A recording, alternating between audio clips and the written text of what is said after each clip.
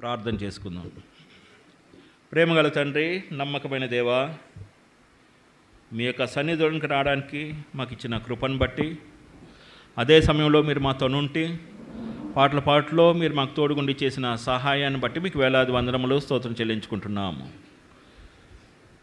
నమ్మదగిన దేవుడుగా మీరు మాకుంటూ మమ్మల్ని నడిపిస్తూ వస్తున్నారు నాయనా. మీ ఘనమైన నామమునకు వందనములు స్తోత్రం చెల్లించుకుంటున్నాము. పాటలో మీరు చేసిన సహాయాన్ని బట్టి మీకు వేలాది వందనములు స్తోత్రం చెల్లించుకుంటూ, వాక్య భాగం ద్వారా మాతో మాట్లాడి ఆత్మతోనూ సత్యంతోనూ మిమ్మల్ని ఆరాధించేవారిగా మాకు తోడుగుండి సహాయం చేయమని కోరుచు, మమ్మల్ని మేము తగ్గించుకుంటూ మిమ్మల్ని హెచ్చిస్తూ యేసుక్రీస్తు ఘనమైన నామములో వేడుకుంటున్నాం తండ్రి, ఆమేన్.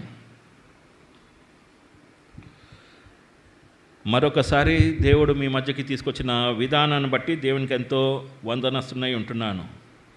మరి మీ యొక్క ప్రార్థనలో మరి నన్ను జ్ఞాపకం చేసుకుంటూ, మరి అంతేకాకుండా మరి నా యొక్క పరిచయ జీవితాన్ని కూడా మీరు జ్ఞాపకం చేసుకుంటున్నారని తలస్తూ ఉంటున్నాను. ప్రార్థన చేస్తున్నారా? చేస్తారులేండి. ఎందుకంటే బ్రదర్ కూడా చెప్తూ ఉంటారు, అన్నా మీరు అప్పుడప్పుడు మా దగ్గర రావాలి అని చెప్తూ ఉంటారనమాట. మిమ్మల్ని కోరుతున్నారు మీరు రావాలి అని అంటే మీరందరూ ప్రార్థన చేస్తున్నారని నేను అనుకుంటాను. కాబట్టి మీకు అందరికీ మరి దేవుని మహిమార్థమై దేవుని కృపను బట్టి మీరు నన్ను జ్ఞాపకం చేసుకుంటున్నందుకు ప్రార్థనలో, అదే సమయంలో కర్మేల్ ప్రార్థనా మందిరంలో ప్రతి ఒక్కరిని మరి వారి కొరకు మరి వ్యక్తిగతంగా అందరి పేర్లు తెలియదు కాబట్టి అందరినీ అని చెప్పి ప్రార్థన చేస్తూ ఉంటాను. ఏదైనప్పటికీ మనం ప్రార్థనలో ఒకరినొకరు అలా కలుసుకుంటూ దేవుని మహిమార్థమే జీవిస్తూ యాత్రా జీవితాన్ని కొనసాగించే వారంగా ఉంటాం.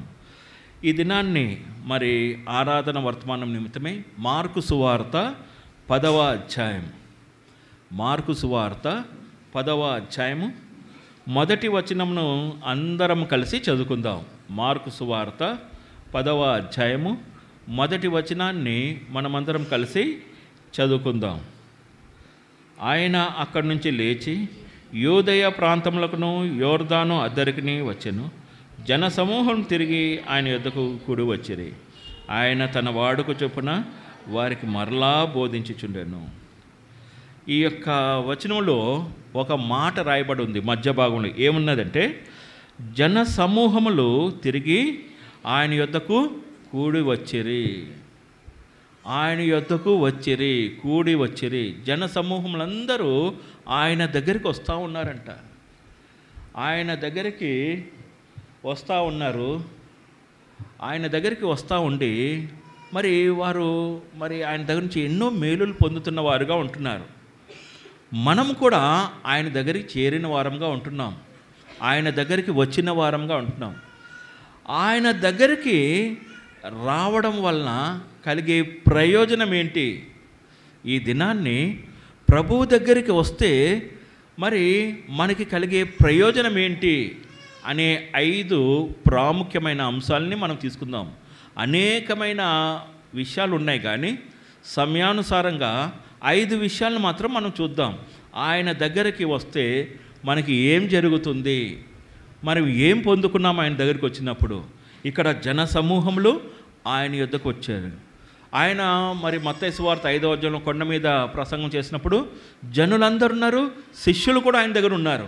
అప్పుడు నోరు తెరిచి ఆయన ఇలాగూ బోధింపసాగాను. ఆయన మాట్లాడుతున్నప్పుడు అందరూ ఆయన దగ్గర ఉంటున్నారు. జన సమూహములు ఆయన్ని వెంబడిస్తున్నాయి. మత్తయి సువార్త 8వ అధ్యాయము మొదటి వచనంలో ఆయన కొండ దిగి వచ్చుచుండగా బహుజన సమూహం ఆయనను వెంబడిస్తూ ఉందంట.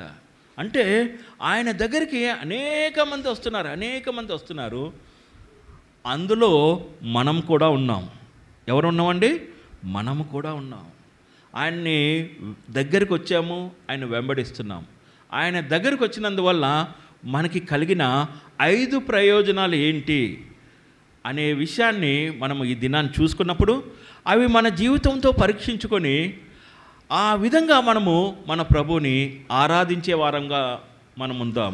ఇదే వాక్యానుసారంగా ఆరాధన అని అంటారు. మనల్ని మనము ఇచ్చిన ఆ వాక్యంతో, ప్రభువు మనకిచ్చిన వాక్యంతో మనం పోల్చుకొని సరి చేసుకున్న వారంగా ఆ యొక్క వాక్యాన్ని పోల్చుకొని మనము ఆయన్ని ఆరాధిస్తాం. నిజమే ప్రభువా, ఈ 5 మేళ్ళు నా జీవితంలో చేసావు, చేస్తున్నావు, అందును బట్టి నేను స్తుతిస్తున్నానని చెప్పి ఆయన్ని ఆరాధించాలి. మొట్టమొదటిగా ఆయన చేసిన, మరి ఆయన యొద్దకు వచ్చినప్పుడు ఆయన మనకు చూపిన మేలు ఏంటి? మొట్టమొదటిగా 130వ కీర్తన, సామ్ 130, 130వ కీర్తన 4వ వచనాన్ని ఎవరైనా చదవండి తీసిన వారు.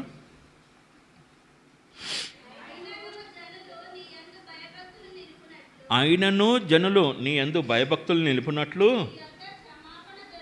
ఏం దొరుకుతుందంటే నీ యొద్ద క్షమాపణ దొరుకును. ఆయన దగ్గరకు వస్తే ఏం జరుగుతుందండి? మనకి క్షమాపణ. నిజంగా చూడండి, ఒక్కసారి మన జీవితాన్ని పరీక్షించుకుందాం. మన జీవితాన్ని పరీక్షించుకుందాం. ఒకప్పుడు మనం ఎలాగున్నాము? దేవునికి అవిధేయులుగా ఉన్నాము. మరి ఈ లోకం అనే పాపంలో జీవిస్తున్న వారంగా ఉన్నాము. పాపంలోనే కొట్టుకొని వెళ్ళిపోతున్న వారంగా ఉంటున్నాము. యేసుక్రీస్తు ప్రభువు మరి మన గురించి ఏమంటున్నాడు? దేవుని వాక్యం మన గురించి ఏం చెప్తుందంటే, రోమా 3:23లో ఏ భేదమును లేదు, అందరూ అంట పాపం చేశారంట. ఇప్పుడు మరి కీర్తనలు 51:6 చదవండి. ఇప్పుడు ఏ భేదము లేదు, అందరూ పాపం చేశారని రోమా 3:23 చెప్తుంటే, నీవు అంతరంగంలో సత్యము కోరుచున్నావు. 51:6 అండి, 51:5 చదవండి. నేను పాపములోనే పుట్టినవాడను, పాపములోనే నా తల్లి నన్ను గర్భమున. అంటే పాపములోనే పుట్టిన వారంగా ఉంటున్నాము. బైబిల్ గ్రంథము ఏం చెప్తుందంటే ఏ భేదం లేదు, అందరూ పాపం చేసిన వారే అనుకుంటున్నారు. మరి ఇటువంటి పరిస్థితుల్లో మనం ఈ లోకంలో వచ్చామంటే పాపంలోనే పుట్టిన వారంగా ఉంటున్నాం. మరి దేవునికి విధేయులు కాకుండా లోకంలో కొట్టుకొని వెళ్ళిపోతున్న వారంగా ఉంటున్నాం. పాపంలో ఉన్నవారుగా ఉంటున్న సమయంలో దేవుని దగ్గరికి వచ్చినప్పుడు మనకేం దొరికిందండి? మొట్టమొదటిగా క్షమాపణ. ఆయన దగ్గరకు వచ్చి ప్రార్థన చేస్తే, ప్రభువా నేను పాపిని అని ఒప్పుకున్నప్పుడు ఆయన దగ్గర మనకేం దొరికిందండి? క్షమాపణ. నిజమే, మనం క్షమించబడిన వారంగా ఉంటున్నాము. మనం ఈ నేల మీద ఎలాగున్నామండి? శాపగ్రస్తులుగా ఉన్నాము. యేస్కేలు గ్రంథము 16వ అధ్యాయము 5వ వచనంలో ఒక మాట రాయబడ్డా చూడండి. యేస్కేలు 16:5.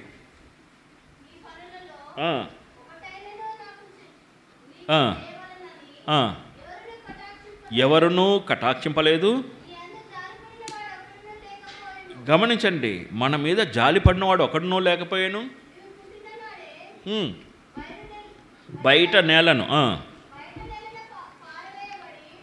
నేలను పారవేయబడి, మనం పుట్టినప్పుడంట బయట నేల మీద పారవేయబడ్డామంట.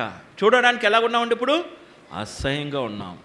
ఈ అసహ్యులు అన్న వాళ్ళు ఎక్కడికి వెళ్తారు చెప్పాను గతంలో వచ్చినప్పుడు. ఎక్కడికి వెళ్తారండి? ప్రకటన 21:8. సిస్టర్ గుర్తుంది. ప్రకటన 21:8 ఏంటండి? పిరికివారును అసహ్యులు వీళ్ళందరూ ఎక్కడికి వెళ్తారని లాస్ట్ 2 లైన్ చదవండి. ఇప్పుడు లాస్ట్ 2 లైన్.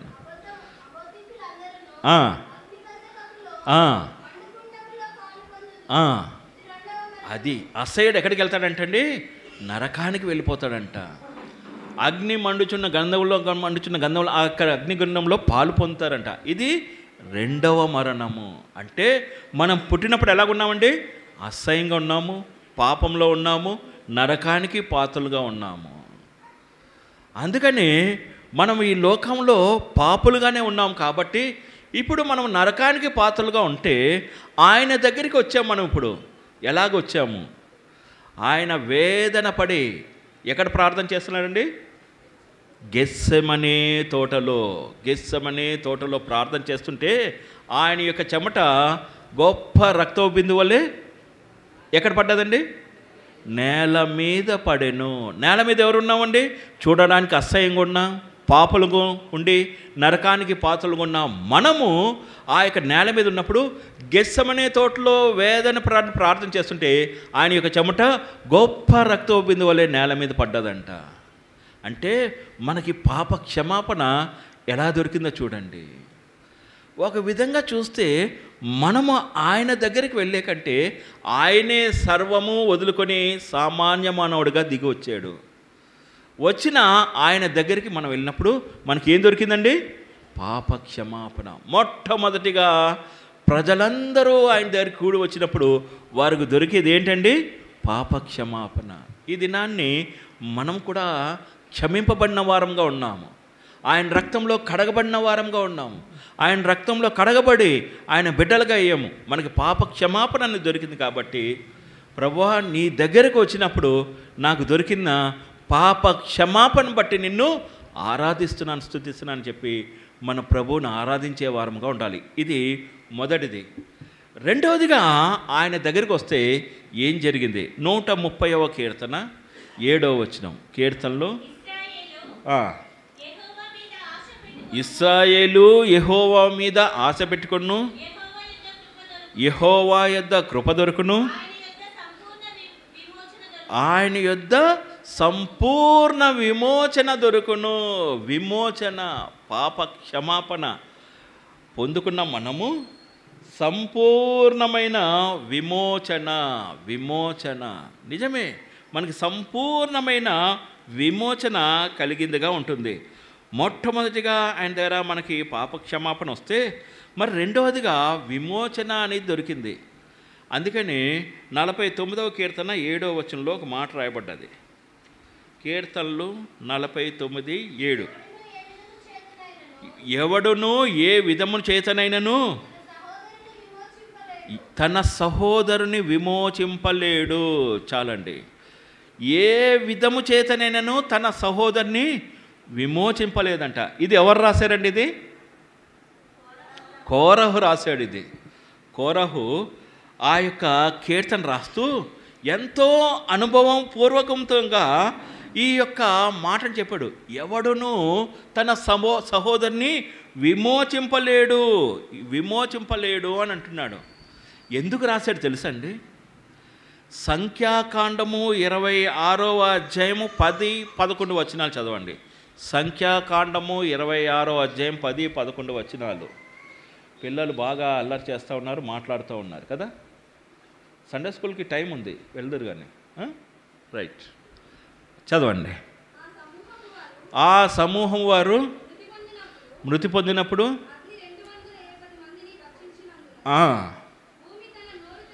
భూమి తన నోరు తెరచి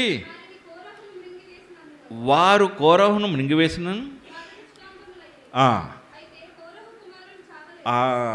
కోరహు చనిపోయాడు, భూమి మింగేసింది. 11వ వచనంలో ఏముందండి? కోరహు కుమారులు చావలేదు. చూశారు కోరహు కుమారులు, అరే మా తండ్రి మమ్మల్ని ఏమైనా చేస్తాడు, విమోచిస్తా అంటే ఏం విమోచించలేదు. తండ్రికే ఎటువంటి రక్షణ లేదు. ఆ యొక్క తండ్రి ఆ యొక్క మరి భూమిలో మరి కప్పిపెట్టబడిన వాడుగా ఉన్నాడు. భూమి విడిపోయింది, కోరహు అందులోకి వెళ్ళాడు, భూమి కప్పిస్తుంది. అంటే నా తండ్రి కానీ నా సహోదరులు కానీ ఎవరు విమోచించలేరు. ఎవరు విమోచిస్తారు? నా దేవుడే. ఎవడును తండ్రిని ఎవరు తన సహోదరుని విమోచింపలేడు. కోరహు అనుభవపూర్వకంగా తెలుసుకున్నాడు, ఈ దేవుణ్ణి అనుసరిస్తే నేను విమోచింపబడతాను, ఈ దేవుణ్ణి అనుసరిస్తే నేను విమోచింపబడతానని చెప్పి ఆయన కోరహు కుమారులు దేవుణ్ణి అనుసరించారు. కాబట్టి ఇప్పుడు అనుభవపూర్వకంగా రాస్తున్నారు, ఎవడునూ తన సహోదరుని విమోచించలేరు. వీరందరూ ఎక్కడికి వెళ్తారండి? 49వ కీర్తన 11లో ఉన్నది అనుకుంటా. చూడండి, 49:11, 14, 49:14. పాతాళములో మందగా కూర్చబడుదురు, మరణము వారికి కాపరి అయ్యుండును. వీరంతా పాతాళంలో మందగా కూర్చబడతారంట. మరణము వారికి కాపరిగా ఉంటుందంట. లూకాసు వార్త 16లో అంటారు, ఆ యొక్క మరి ధనవంతుడు ఎక్కడుంటాడండి? పాతాళంలో యాతన పడుచు కేకలు వేస్తూ ఉన్నాడంట. పాతాళంలో ఏముంటుందండి? కేకలు, అగ్ని, మరి యాతన పడేవారుగా ఉంటాడు. అక్కడున్నాడు ధనవంతుడు. ఇప్పుడు వీరంతా మందగా కూర్చబడతారంట, మందగా కూర్చబడతాడు. ఇది కోరహు కుమారులే కాదు, ఆయన కన్నా ముందు చాలామంది మాట్లాడుకుంటూ ఉన్నారు. అనేక మంది పాతాళానికి వెళ్ళిపోతారు, ఎలాగా అని మాట్లాడుతూ ఉన్నారు. ఎవరికి ఆధారం దొరకలేదు, కానీ వారు ఒక డిసిషన్ తీసుకున్నారు. కోరహు కుమారు ఏం చేశారో అదే వారు కూడా తీసుకున్నారు. 33 యోబు గ్రంథము 22, 23 వచనాలు. యోబు గ్రంథము 33, 22, 23 వచనాలు.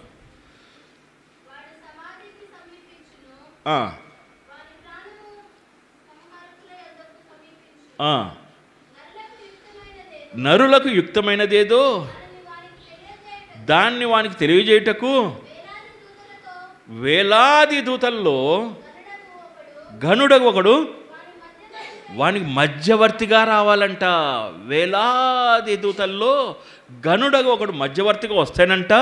ఏం జరుగుతుందండి ఇప్పుడు? చదవండి. దేవుడు వాని యందు కరుణ చూపి పాతాళములోనికి దిగి వెళ్ళకుండా విడిపించి. అది అంటే పాతాళంలోనికి వెళ్ళకుండా ఉండాలి అని అంటే వేలాది దూతల్లో గనుడగు ఒకడు రావాలంట. ఒకడొస్తే మనమందరము తప్పింపబడతాము. ఎవరండి వేలాది దూతల్లో గనుడు? ఎలా చెప్పగలరు? నాకు రిఫరెన్స్ కావాలి. వేలాది దూతల్లో మధ్యవర్తి ఎవరు? ఆ మధ్యవర్తి ఎలాగ చెప్పగలరు అంటున్నాను. బైబిల్లో ఉంది. 1 తిమోతి 2:5 తీసిన వారు బిగ్గరగా చదవండి. 1 తిమోతి 2:5. దేవుడు ఒక్కడే, దేవునికి నరులకును మధ్యవర్తి ఒకడే, అది ఆయన క్రీస్తు యేసును నరుడు. మధ్యవర్తిగా రావాలని యోబు గ్రంథంలో మాట్లాడుకుంటున్నారు.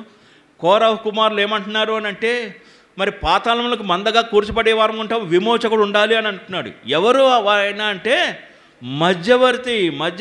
ఎవరు ఆ మధ్యవర్తి? యేసు క్రీస్తు అను నరుడు. ఆయన మధ్యవర్తిగా వస్తే మనమందరం పాతాళంలోనికి వెళ్లకుండా విడిపింపబడే వారంగా ఉంటాం.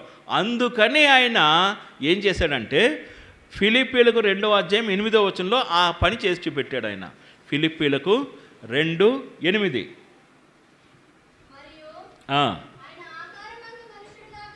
ఆకారమందు మనుషుడుగా కనబడి మరణము పొందినంతగా, శిలువ మరణము పొందినంతగా తన్ను తగ్గించుకొను. 7వ వచనం, మనుషుల పోలికగా పుట్టి. చాలండి, మనుషుల పోలికగా పుట్టాడు. మన పోలికలోకి వచ్చేసాడు ఆయన. ఎంత తగ్గింపు చూడండి ఆయనలో. ఎందుకనంటే నేను విమోచింపబడాలి, పాప క్షమాపణ, అదే సమయంలో విమోచన మనకు రావాలి. సంపూర్ణంగా విమోచింపబడాలంటే ఆయన మనిషి పోలికగా వచ్చేసాడు అన్నమాట. మన పోలికలో వచ్చి ఆయన శిలువ మీదకి వెళ్ళాడు, శిలువలో రక్తం కార్చాడు. ఆ రక్తంలో మన ప్రతి పాపం కడిగి శుద్ధులుగా చేసి సంపూర్ణంగా విమోచించాడనమాట. ఎంత అద్భుతమైన దేవుడో చూడండి మన దేవుడు, ఎంత గొప్ప రక్షకుడో చూడండి. మొట్టమొదటిగా ఆయన యొద్దకు వస్తే మనకి ఏం జరుగుతుందండి? మొట్టమొదటిగా పాప క్షమాపణ, రెండవదిగా సంపూర్ణమైన విమోచన. మూడవదిగా ఏం దొరుకుతుంది అని అంటే 130వ కీర్తన 7వ వచనం మరొకసారి చదవండి. యెహోవా మీద ఆశ పెట్టుకొనును, యెహోవా యొద్ద కృప. మూడవదిగా కృప. నిజమే, కృప. ఎఫెసీ 2:5 ఏం చెప్తుందంటే కృప ద్వారా మీరు రక్షింపబడి ఉన్నాము. పాప క్షమాపణ, సంపూర్ణమైన విమోచన, అదే సమయంలో సంపూర్ణంగా రక్షణ. రక్షింపబడిన వారంగా మనం ఉంటున్నాము, రక్షింపబడిన వారంగా ఉంటున్నాం. ఈ కృప మనల్ని ఏం చేస్తుంది? ఈ కృప మనల్ని ఏం చేస్తుంది అనేది చూస్తే రక్షించుకోవడమే కాకుండా ఈ కృప మనల్ని కాపాడేదిగా ఉంటుంది. 40వ కీర్తన 11వ వచనం చెప్తుంది జవాబు. కీర్తనలు 40:11. యెహోవా నీవు నీ వాత్సల్యమును నాకు దూరము చేయవు, నీ కృపా సత్యములు కృపా సత్యములు ఎప్పుడునూ నన్ను కాపాడుతుందంట. ఆ కృప రక్షించుకోవడమే కాదు, విమోచన, పాప క్షమాపణ, అదే సమయంలో మనల్ని కాపాడేదిగా ఉంటుంది. యాత్రా జీవితంలో ఎన్ని మార్లు మనము పడిపోయిన వారంగా ఉంటున్నాము, ఎన్ని మార్లు మనం పడిపోయిన వారంగా ఉంటున్నాము. కానీ మనం లెగ్గడానికి గల కారణం ఏంటి? ఎందుకు లెగుస్తున్నాం మనము? 37వ కీర్తన 24లో ఉంటుంది. కీర్తనలు 37:24. యెహోవా అతని చెయ్యి పట్టుకొని ఉన్నాడు కనుక అతడు నేలను పడినను. దేవుడు మన చెయ్యి పట్టుకున్నాడు. అదే కృప, అదే కృప, అదే ప్రేమ, అదే ప్రేమ. నిజమే, దేవుడు మనల్ని ఎంతగా ప్రేమిస్తున్నాడో చూడండి, ఎంతగా కృప చూపెడుతున్నాడో. పడిపోతున్నాం మనం మాటికి. గత ప్రభువు వల్ల నుండి ఈ క్షణం వరకు మన ఆలోచనల ద్వారా, తలంపుల ద్వారా ఎన్ని మార్లు పడిపోయామో ఆలోచించండి. ఎన్ని మార్లు దేవునికి దూరం అయిపోయాను. కానీ మన దేవుడు మన చేయి పట్టుకొని లేవనెత్తుతున్నవాడుగా ఉంటున్నాడు. నిజమే, మరలా మరలా మరలా మనల్ని లేవనెత్తే దేవుడుగా ఉంటున్నాడు. దేవుడు కృపగలవాడు కాబట్టే మనల్ని అనేక మార్లు పడిపోతున్నప్పటికీ లేవనెత్తే దేవుడుగా ఉంటున్నాడు. నిజమే, ఈ దినాన్ని మనం పడిపోయిన వారంగా లేమా? పడిపోయిన వారంగా ఉన్నప్పుడు దేవుడు ఎంత చక్కగా మనల్ని లేపుతున్నాడు. ఆయన దగ్గరికి వస్తున్నప్పుడు క్షమిస్తున్నాడు, విమోచిస్తున్నాడు, మనల్ని లేవనెత్తే దేవుడుగా ఉంటున్నాడు. అంటే కృపను చూపెట్టి మనం నశించిపోకుండా మనల్ని కాపాడేవాడుగా ఉంటున్నాడు. ఈ కృప ఎంతవరకు మనకు తోడుగా ఉంటుంది? 24 ఆదికాండము 26, 27 వచనాలు కలిసి ఉన్నాయి. చూడండి, ఆదికాండము 24, 27 వచనాలు కలిసి ఉన్నాయి. చదవండి బిగ్గరగా. 24, 26, 27 ఆదికాండం. ఆ మనుష్యుడు తన తల వంచి యెహోవాకు మ్రొక్కి,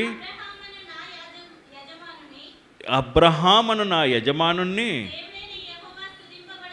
దేవుడైన యెహోవా స్తుతింపబడునుగాక, ఆయన నా యజమానునికి తన కృపను తన సత్యమును చూపుట మానలేదు. నేను త్రోవలో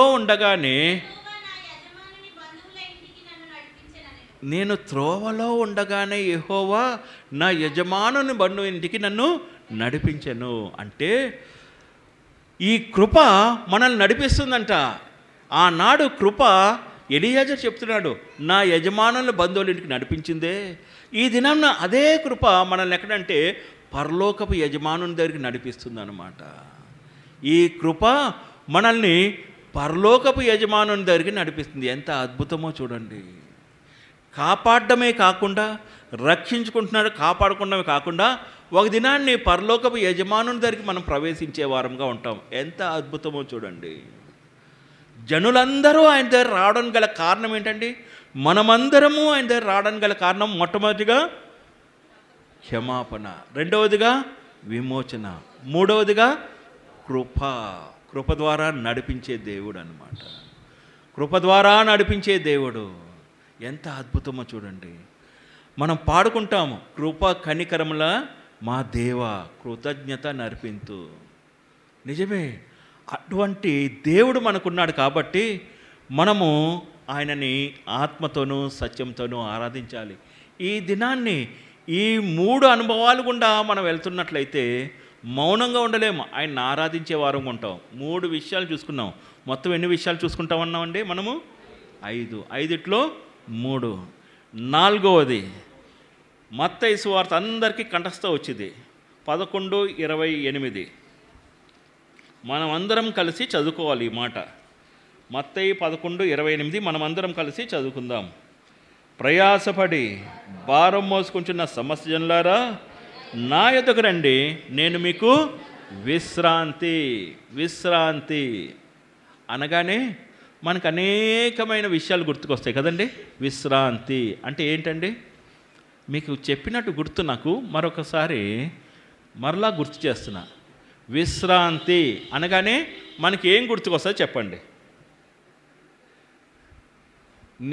నీవు బ్రతుకు దినంలో నీకు విశ్రాంతి కలుగును అనగానే మనం ఏమనుకుంటాం? వాగ్దానం వచ్చిందంటే ఏమనుకుంటామండి? వెళ్ళిపోతాం ఈ నెల, ఈ వారం, ఈ సంవత్సరంలో వెళ్ళిపోతాం అనుకుంటామా లేదా? నాకు ఒకసారి వచ్చింది యెషయా గ్రంథం 33లో. అంటే విశ్రాంతి అనగానే అయిపోయింది. ఎప్పుడు 1989లో వచ్చింది ఆ వాగ్దానం. అప్పుడు వెళ్ళిపోతాను అనుకున్నాను, కానీ ఇన్ని సంవత్సరాలు ఉంచాడు. 35 సంవత్సరాలు ఉన్నాను. అంటే విశ్రాంతి అనగానే మనకు వెంటనే వచ్చే తలంపు ఏంటంటే వెళ్ళిపోతాం పైకి అని అనుకుంటాం. బైబిల్ గ్రంథం విశ్రాంతికి ఏం చెప్తుంది అని అంటే, ద్వితీయోపదేశకాండము 33:25, డిటరానమీ 33:25. నీ కమ్ములు ఇత్తడివి ఇనుపడివి ఉన్నవి, నీవు బ్రతుకు దినములలో నీకు విశ్రాంతి కలుగును. విశ్రాంతి దగ్గర నెంబర్ ఏమైనా ఉందండి? బలము. విశ్రాంతి అంటే బలము. ఎప్పుడైనా ఎవరికైనా వాగ్దానం వచ్చిందంటే విశ్రాంతి అనగానే అనుకోకండి వెళ్ళిపోతానని అనుకోకండి. ఇప్పుడు దేవుడు సొంత సమయంలో తీసుకెళ్తాడు అది. కానీ మనకేమి ఇస్తాడండి? బలం ఇస్తాడు. విశ్రాంతి అంటే బలము.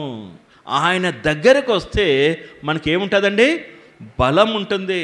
అందుకని నేను ప్రయాసంతో, బలహీనంగా ఉన్న నీవు ప్రయాసంతో ఆ యొక్క బ్రతుకును ఈడుస్తున్నావే, బరువును మోస్తూ ఉన్నావే, నా దగ్గర రా, నేను నీకు ఇస్తా బలము అని అంటున్నాడు ఆయన. బలము అనేది నీకు ఇస్తాను అని అంటున్నాడు ఆయన. ఆ బలాన్ని పొందుకున్నా. అందుకనే కీర్తనాకారుడు ఏమంటే, యెహోవా నా బలమా అని అంటున్నాడు. నా బలమా, యెహోవా నా బలమా అని అంటున్నాడు. నిజంగా ఎంతగా చక్కగా ఆరాధిస్తున్నాడు చూడండి. ఈ దినాన్ని ఆయన దగ్గరికి వస్తే మనకేం దొరుకుతుందండి? బలం వస్తుంది. బలం వస్తుంది. నిజంగా చెప్పాల్సి వస్తే మీకు తెలుసో లేదో కానీ అరికాలు మొదలుకొని నడినెత్తి వరకు లేదు కదండి. నాకు అరికాలు మొదలుకొని నడినెత్తి వరకు అన్ని రోగాలు ఉన్నాయి. కాలు నొప్పుల దగ్గర నుంచి స్పాండిలైటిస్ ఉన్నాయి, బీపీ ఉంది, థైరాయిడ్ ఉన్నది, ఇంకా రకరకాలు అన్నీ ఉన్నాయి. కానీ ఆయన పరిచర్య చేయటకు బలం ఇస్తున్నాడు నాకు.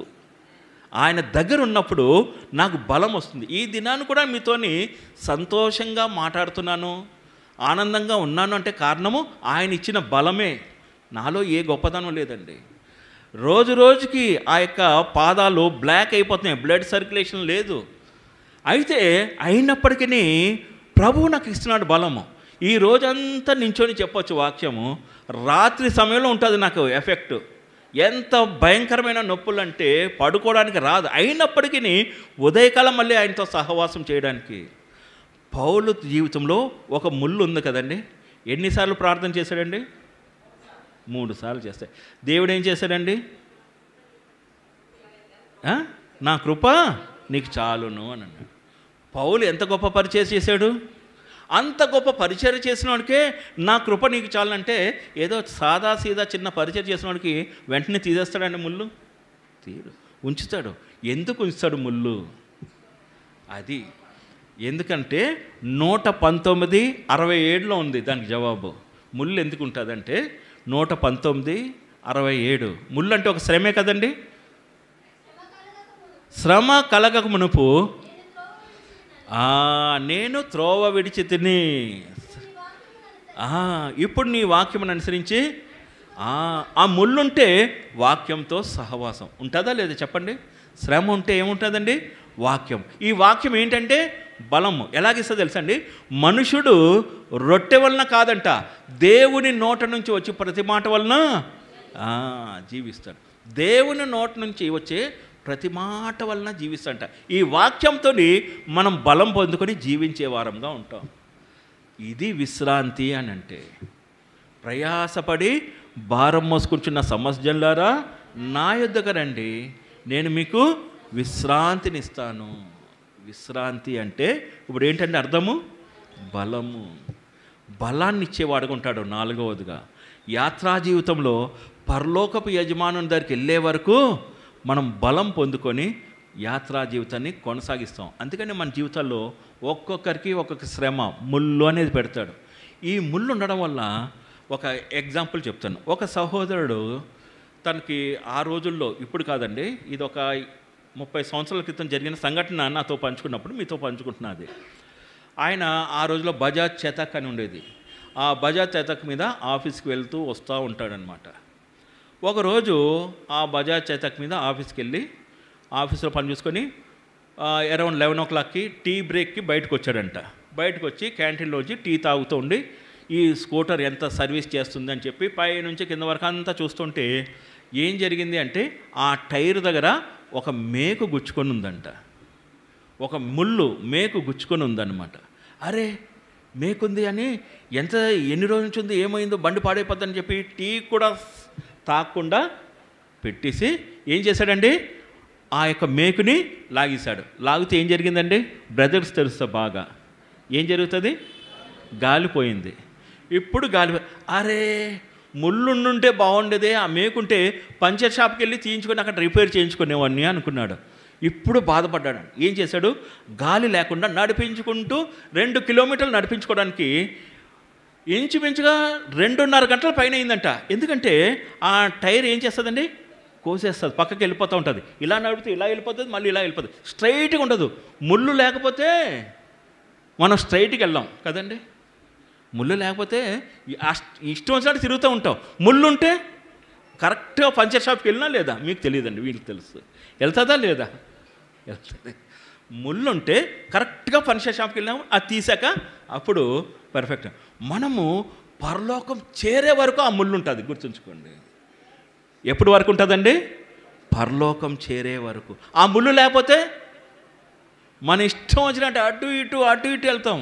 ఇంట్లో భోజనం బదులు పిజ్జా బర్గర్ దగ్గరికి వెళ్తారా లేదండి? చాలామంది యవనస్తులు వెళ్తారులేండి, మీరు వెళ్ళరు, మంచోళ్ళు. ఏదేమైనప్పటికీ ముళ్ళు అనేది మనకుంచి అదే సమయంలో ఆయన ఏమిస్తాడండి, విశ్రాంతి. అంటే ఏంటి, బలం ఇస్తాడు. బలము అంటే 4 విషయాలు చూసాము. ఆయన దగ్గరికి వస్తే మొట్టమొదటిగా పాపక్షమ, రెండవదిగా విమోచన, సంపూర్ణ విమోచన, మూడవదిగా కృప, నాలుగవదిగా విశ్రాంతి, ఐదవదిగా చివరిగా మనకి కావాల్సిందే, ఇది ప్రాముఖ్యమైనది. ఇర్మియా గ్రంథము 29వ అధ్యాయము 12వ వచనం. మీరు నాకు మొరపెట్టుదురేని, మీరు నాకు ప్రార్థన చేసు వత్తురేని. ఆయన దగ్గరికి వెళ్తేనంట, ప్రార్థన చేయడానికి వెళ్తే ఏం చేస్తాడంటే మన మనవి ఆలకిస్తాడంట. మన మనవి ఆలకిస్తాడంట ఆయన. నేను వాక్యము మొదలుపెట్టిన దగ్గర నుంచి వీళ్ళకి మొరపెడతానే ఉన్నాను, వీళ్ళు మాట్లాడుతూనే ఉన్నారు. వీళ్ళకి మొరపెడతానే ఉన్నాను, వీళ్ళు మాట్లాడుతూనే ఉన్నారు. పాపం చిన్నపిల్లలు కదా, పెద్దవాళ్ళు మనం మాట్లాడకూడదు, తప్పు. చిన్నపిల్లలే కదా మాట్లాడతారు. సండే స్కూల్లో టీచర్స్ వాళ్ళకి భయం నేర్పిస్తారు, అలా మాట్లాడకూడదు అని చెప్తూ ఉంటే అప్పుడు వాళ్ళు మెల్లిమెల్లిగా నేర్చుకుంటారు. మా అబ్బాయి చిన్నపిల్లలుగా ఉన్నప్పుడు బాగా అల్లరి చేస్తేనే మా అంకుల్కి చెప్పాను, వీడు బాగా అల్లరి చేస్తానంటే మరి నువ్వు అల్లరి చేస్తే బాగుంటుందా అని అడిగాడు నన్ను. నిజంగా నేను అల్లరి చేస్తే బాగుంటుందండి, పెద్దోడిని, పిల్లలు కాబట్టి అల్లరి చేస్తారు మీరు అట్లాగా. అంటే ప్రభువు మనం మొరపెడతా ఉంటే, ఆయన దగ్గరికి వెళ్ళి మొరపెడతా ఉంటే ఏం చేస్తాడండి, జవాబిస్తాడు. మనకు కావాల్సింది అదే. ఎన్ని సమస్యలు గుండా మనం వెళ్తున్నాం, బాధలు గుండా వెళ్తున్నాం, అయినప్పటికీ ఆయన దగ్గరికి వెళ్ళినప్పుడు మనకి మొరపెట్టినప్పుడు జవాబిస్తాడు. దానియేలు గ్రంథము 10వ అధ్యాయం 12వ వచనం. ఈ ఒక వచనం చూసి మనం ఆరాధనలోకి వెళ్తాం. దానియేలు 10వ అధ్యాయం 12వ వచనం. దానియేలు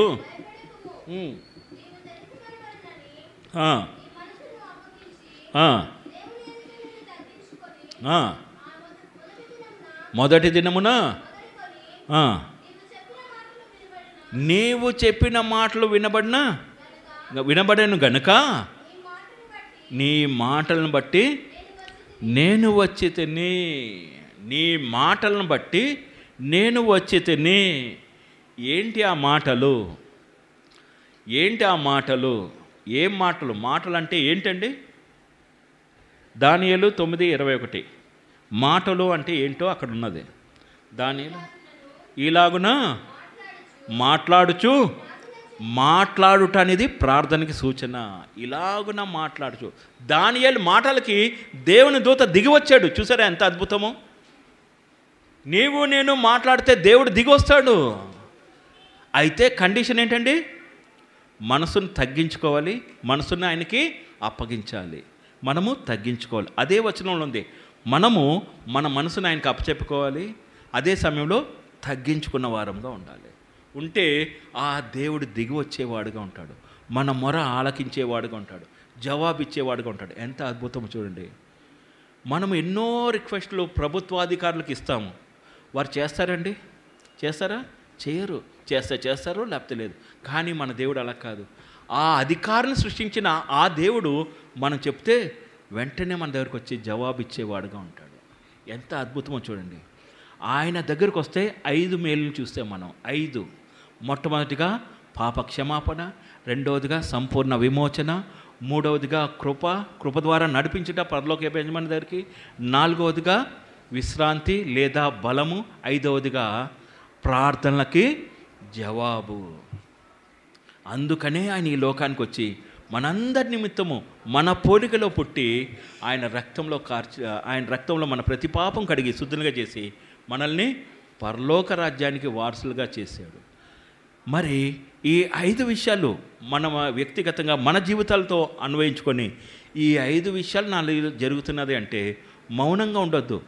క్లుప్తంగా వచ్చి రాని మాటలతోనే మన ప్రభువుని ఆత్మతోనూ సత్యంతోనూ ఆరాధించే వారంగా ఉందాం. రండి ఆరాధనలోనికి ప్రవేశిద్దాము.